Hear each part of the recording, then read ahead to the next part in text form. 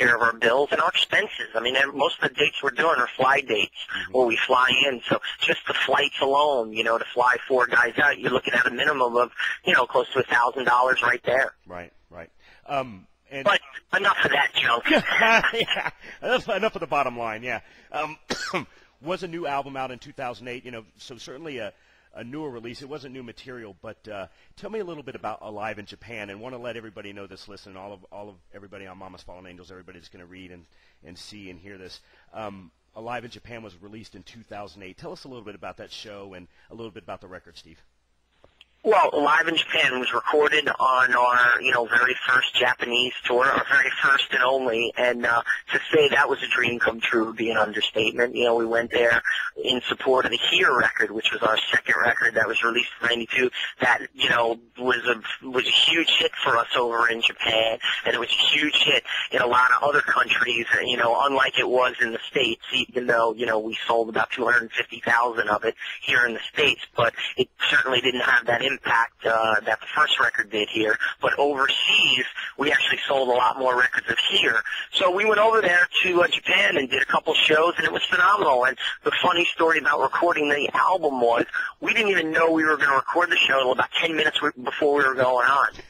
Our manager walked up to me backstage and said, "Hey, man, you know, if we pay these guys like, you know, $1,000, you know, they'll record the show multi-track." And I'm like, "Shit, man, fucking do it." And it was great because it didn't give us time to think about it. A lot of time when you record a live record, you overanalyze, and we just went out and did our normal show and had a blast and drank a lot on stage, and you could hear it, man. It's a real, honest-to-God live record. You know, and luckily I have a recording studio in my house, and a couple of years, you know, probably 1995, I started mixing it, and I was like, man, this is really, really fucking good. You know, and you can hear the energy. You can hear that it's a real live record. You can hear the mistakes. You can hear, you know, just a band that was on fire and just so psyched to be there with 3,000 Japanese kids going nuts. Right.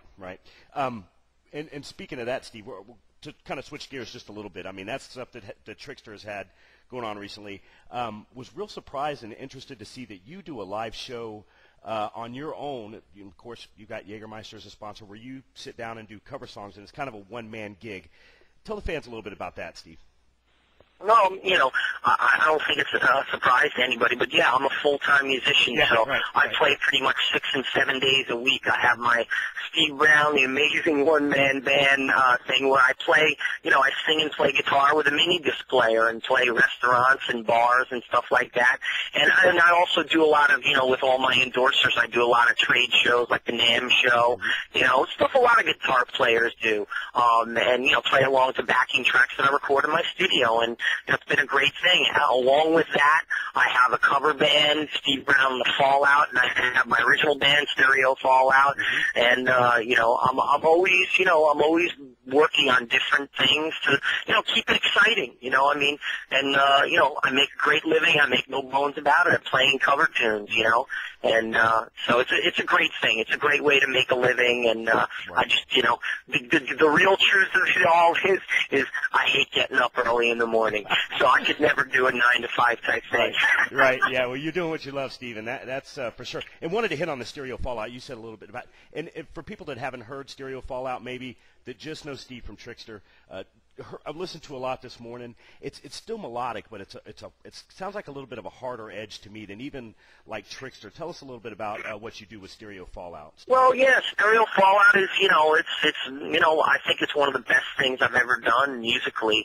I got to work with some incredible producers on it. I worked with Skid Mills, who same guy who a Grammy-winning, award-winning producer, by the way, who's worked with the likes of ZZ Top, Saliva, and he just produced a band that's been doing really well, Saving Abel.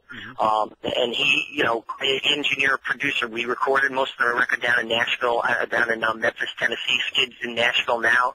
And we did the other half of the record with a guy named Brian Malouf, who Brian Malouf mixed the first Lit record. He signed Everclear. He signed the Verve type, you know, phenomenal engineer, worked with Queen, worked with Bon Jovi, you know, and it was just a dream come true, man, to really, work with some incredible guys and work with some great songwriters and, just a really cool thing. So check out stereofallout.com and